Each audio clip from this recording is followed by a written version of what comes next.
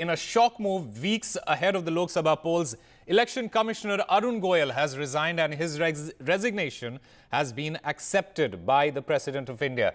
The Election Commission of India already had a vacancy and will now be left only with Chief Election Commissioner Rajiv Kumar. Meanwhile, political slugfest has broken out over his resignation just ahead of the polls. The Congress chief calling it asking whether it is election commission or election omission. Mallikarjun Kharge said that India now has only one election commissioner, even as Lok Sabha elections are to be announced in a few days. He asks the question why.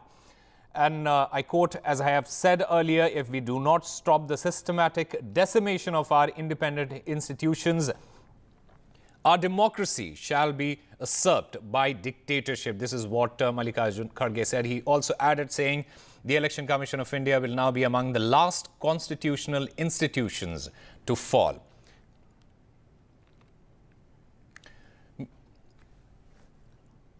Meanwhile, K.C. Venugopal has expressed his concern, and he posted on X saying that it is deeply concerning for the health of the world's largest democracy that Election Commissioner Mr. Arun Goel has resigned on the cusp of the Lok Sabha elections.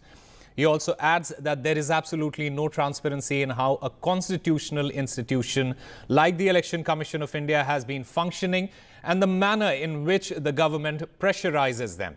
He also says that during the 2019 elections, Mr. Ashok Lavasa had dissented against a clean chit to the Prime Minister for violating the model code of conduct. Later, he faced relentless inquiries. This attitude shows the regime is hell-bent on destroying democratic traditions.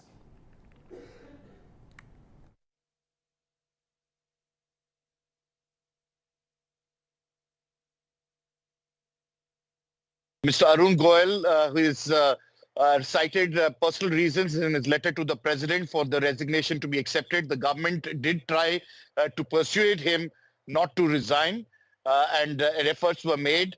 They have also made it very clear that he's perfectly well and his health, there's no health grounds. And only Mr. Rajiv Kumar, who's the Chief Election Commissioner, can actually explain the reasons for this resignation. What we have been told by sources, there have been differences on file, there have been differences of opinions. But what has really led to this sudden decision to resign is really something. As India's largest democracy, the entire world waits to see how it conducts the election. Both of them have been crisscrossing this country. The last visit that is left is Jammu and Kashmir, as you point out, and where they would have to take a call and on-ground assessment whether to do a simultaneous election or not. That's a difficult decision, most likely that they won't do it. But now that the Election Commission is left to a one-man body, it will definitely be a lot of, to and fro, whether that visit will go ahead and whether they will keep to the schedule as envisaged. Because there have been earlier cases of the Chief Election Commissioner, conducting elections alone. That was the TN session period. In an attempt to clip his wings, the then Prime Minister P.V. Narasimha Rao appointed M.S. Gill as well as G.V.G. Krishnamurti. There was a big legal battle that carried on. The Commission and the Supreme Court had agreed for this entire Commission, three-member body, which became now a norm. We have seen instances of attempts of trying to remove a Chief Election Commissioner. Navin Chawla was a classic case when Mr.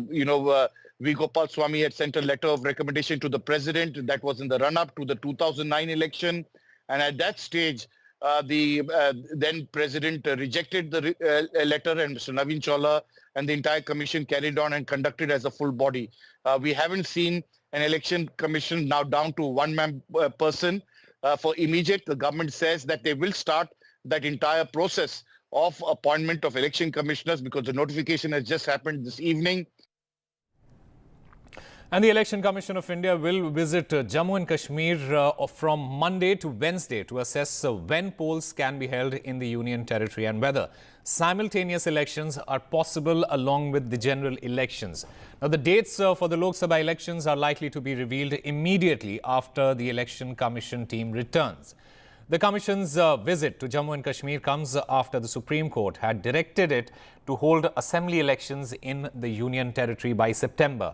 The centre had then asked the panel to assess whether the assembly elections in the Union Territory could be held simultaneously with the Lok Sabha elections.